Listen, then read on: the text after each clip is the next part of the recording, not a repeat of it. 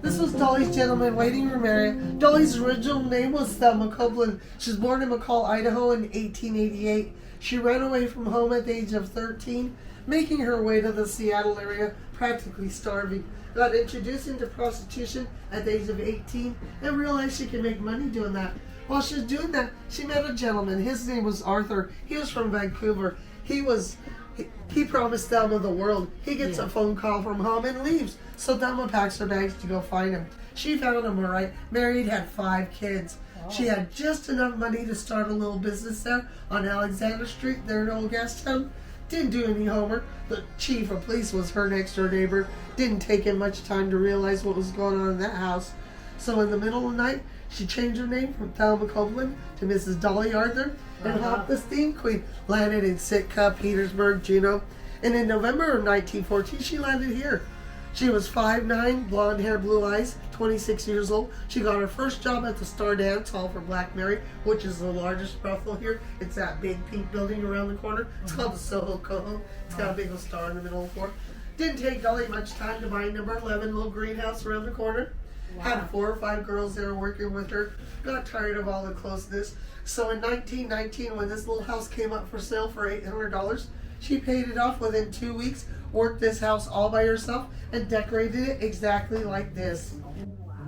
She never did smoke or drink, but she could cuss like a sailor. She loved birds, cats, and she had 5 different babies like this little guy. That's Dolly in her early 20s. I love this picture of her. That little pink photo, we call her the young Janis Joplin. She's 17 years old right there. That mom colored photo, she's in her early 30s. That full body shot, that's an oil painting from World War II.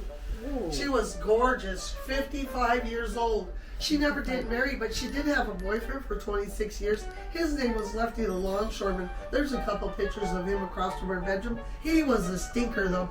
He'd tell Dolly he was going to go play poker. He was actually visiting girls down the road. Didn't think Dolly would find out. Oh, she found out and was madder than hell at him. Made him be last in line every night. What a lucky guy he was.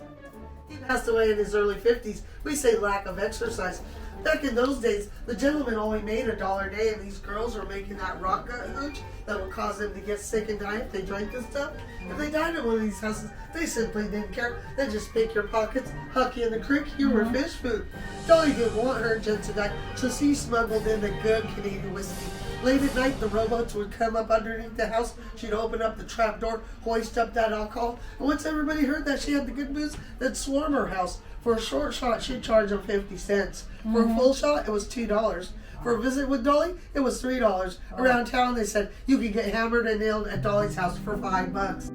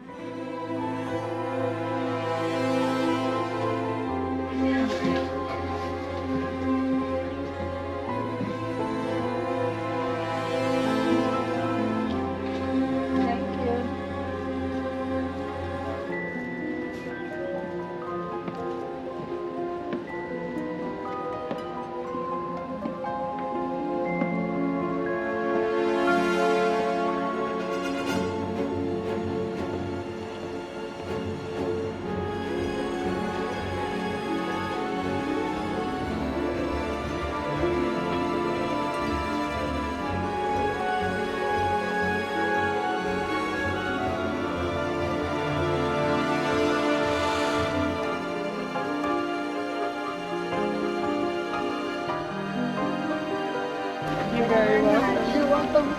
Did you guys enjoy that? Yeah, for sure.